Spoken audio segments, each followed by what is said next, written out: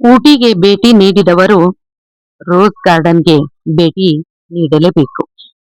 ನಾವು ಕೂಡ ಊಟಿ ಪ್ರವಾಸದಲ್ಲಿ ರೋಸ್ ಗಾರ್ಡನ್ಗೆ ಭೇಟಿ ನೀಡಿದೆವು. 1995ರಲ್ಲಿ ರೋಸ್ ಗಾರ್ಡನ್ ಸ್ಥಾಪಿಸಲಾಯಿತು.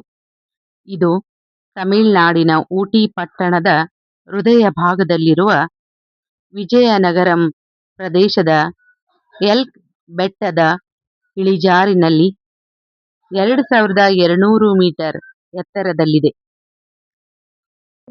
ಈ ಉದ್ಯಾನವನವು 10 ಎಕರೆ ಪ್ರದೇಶದಲ್ಲಿ 5 ತಾರಸಿಗಳನ್ನು ಹೊಂದಿದೆ.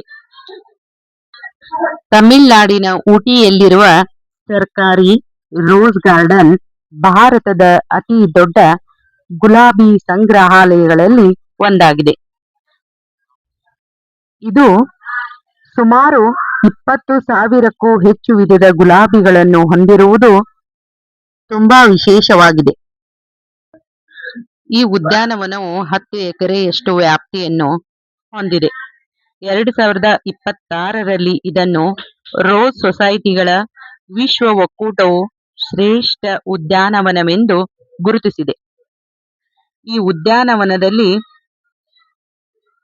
ಚಿಕಣಿ ಗುಲಾಬಿಗಳು, ಹೈಬ್ರಿಡ್ ಟೀ ಗುಲಾಬಿಗಳು, ಪಾಲಿಯಾಂಥಸ್ ಫ್ಲೋರಿಬಂಡಾ ಹೀಗೆ ವಿಶಿಷ್ಟ ಪ್ರಭೇದಗಳನ್ನು ಹೊಂದಿದೆ. ಜೊತೆಗೆ ಹಸಿರು, ಕಪ್ಪು ಸೇರಿದಂತೆ ವಿವಿಧ ಬಣ್ಣಗಳ ಗುಲಾಬಿಗಳನ್ನು ಸಹ ಈ ತೋಟದಲ್ಲಿ ಕಾಣಬಹುದು. ನೀಲ ಮಾಡಂನಿಂದ ಇಡೀ ಗುಲಾಬಿ ಉದ್ಯಾನವನವನ್ನು ಸ್ಪಷ್ಟವಾಗಿ ವೀಕ್ಷಿಸಲು ಪ್ರವಾಸಿಗರಿಗೆ ಅನುವು ಮಾಡಿಕೊಡಲಾಗುತ್ತದೆ. ಆದ್ದರಿಂದ ತೋಟಗಾರಿಕೆಯಲ್ಲಿ ಆಸಕ್ತಿ ಹೊಂದಿರುವವರು ಈ ರೋಸ್ ಗಾರ್ಡನ್ಗೆ ಒಮ್ಮೆ ಭೇಟಿ ನೀಡಲೇಬೇಕು. ಚಳಿಗಾಲ ಮತ್ತು ಬೇಸಿಗೆಯ ಆರಂಭ ಗುಲಾಬಿಗಳ ಸೌಂದರ್ಯ ವೀಕ್ಷಿಸಲು ಅತ್ಯುತ್ತಮ ತಿಂಗಳುಗಳು.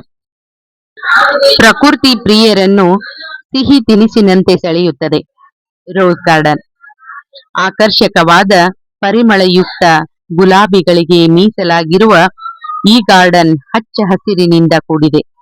ಎಲ್ಲಾ ವಯಸ್ಸಿನವರು ಇಲ್ಲಿ ಭೇಟಿ ನೀಡಬಹುದು. ವಿಶೇಷವಾಗಿ ಸಸ್ಯಶಾಸ್ತ್ರದ ಅಧ್ಯಯನದಲ್ಲಿ ಆಸಕ್ತಿ ಹೊಂದಿರುವವರು ಒಮ್ಮೆ ಇಲ್ಲಿಗೆ ಭೇಟಿ ನೀಡಲೇಬೇಕು. ಉದ್ಯಾನದಾದ್ಯಂತ ನೀವು ನಿಧಾನವಾಗಿ ನಡೆದಾಡುತ್ತಿರುವಾಗ ನೀವು ಬೇರೆಯದೇ ಜಗತ್ತನ್ನು ಪ್ರವೇಶಿಸಿದಂತೆ ಭಾಸವಾಗುತ್ತದೆ.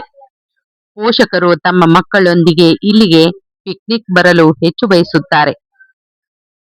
ಇನ್ನು ನೂತನ ದಂಪತಿಗಳು ಸಹ ರೊಮ್ಯಾಂಟಿಕ್ ಸ್ಥಳಗಳ ಜೊತೆ ಇಲ್ಲಿಗೂ ಭೇಟಿ ನೀಡುತ್ತಾರೆ.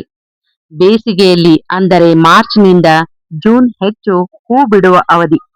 ರೋಸ್ ಗಾರ್ಡನ್ ದೇಶದಲ್ಲಿ ಹೆಚ್ಚು ವರ್ಣರಂಜಿತ ಮತ್ತು ಪರಿಮಳಯುಕ್ತ ಗುಲಾಬಿಗಳ ಉತ್ಪಾದನೆ ಮಾಡುತ್ತಿದ್ದು, ಇಲ್ಲಿ ಪ್ರವಾಸಿಗರು ಸಸಿಗಳನ್ನು ಸಹ ಖರೀದಿಸಬಹುದು ಅಥವಾ ನಿಮ್ಮ ಪ್ರೀತಿ ಪಾತ್ರರಿಗೆ ಹೂಗುಚ್ಛಗಳನ್ನು ಖರೀದಿಸಬಹುದು. ಪಾರ್ಕಿಂಗ್ಗೆ ಸ್ಥಳಾವಕಾಶ ಲಭ್ಯವಿದೆ. ಉದ್ಯಾನದ ಎಲ್ಲಾ ಹಂತಗಳನ್ನು ನೋಡಲು ಪ್ರವಾಸಿಗರು ಬೆಟ್ಟವನ್ನು ಏರಬೇಕು. ಉದ್ಯಾನದಾದ್ಯಂತ ವಿಶ್ರಾಂತಿಗೆಂದು ಆಸನಗಳನ್ನು ಸ್ಥಾಪಿಸಲಾಗಿದ್ದರೂ ಹಿರಿಯರು ತಮ್ಮ ಪ್ರವಾಸದಲ್ಲಿ ಮೊದಲ ಕೆಲವು ಹಂತಗಳನ್ನು ಮಾತ್ರ ನೋಡಬಹುದಾಗಿದೆ. ಹೂಗಳನ್ನು ಆರಿಸುವುದು, ಕೀಳುವುದನ್ನು ನಿರ್ಬಂಧಿಸಲಾಗಿದೆ. ಊಟಿಯಲ್ಲಿ ಸಾಂದರ್ಭಿಕವಾಗಿ ಅನಿರೀಕ್ಷಿತವಾಗಿ ಮಳೆಯಾಗುತ್ತದೆ. ಆದ್ದರಿಂದ ಹವಾಮಾನ ಮುನ್ಸೂಚನೆಯನ್ನು ಪರಿಶೀಲಿಸಿ ಜೊತೆಗೆ ಛತ್ರಿಯನ್ನು ಒಯ್ಯಿರಿ.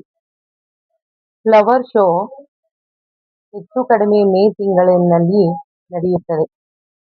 ಬೇಸಿಗೆಯಲ್ಲಿ ಹೋಗದಿರಲು ಬಯಸುವವರು ನವೆಂಬರ್ ಮತ್ತು ಫೆಬ್ರವರಿಯಲ್ಲಿ ಭೇಟಿ ನೀಡಬಹುದು. ಆದರೆ ಈ ಸಮಯದಲ್ಲಿ ನೀವು ಕೆಲವು ಗುಲಾಬಿಗಳನ್ನು ಮಾತ್ರ ಕಾಣಬಹುದು, ಏಕೆಂದರೆ ಕೆಲವು ಪ್ರಭೇದಗಳಿಗೆ ಇದು ಹೂ ಬಿಡುವ ಋತುವಲ್ಲ. ಹೀಗೆ ಸುಂದರವಾದ ಹೂದೋಟದಲ್ಲಿ ಮನಸ್ಸು ಪ್ರಫುಲ್ಲವಾಗಿ ಅರಳಿತು.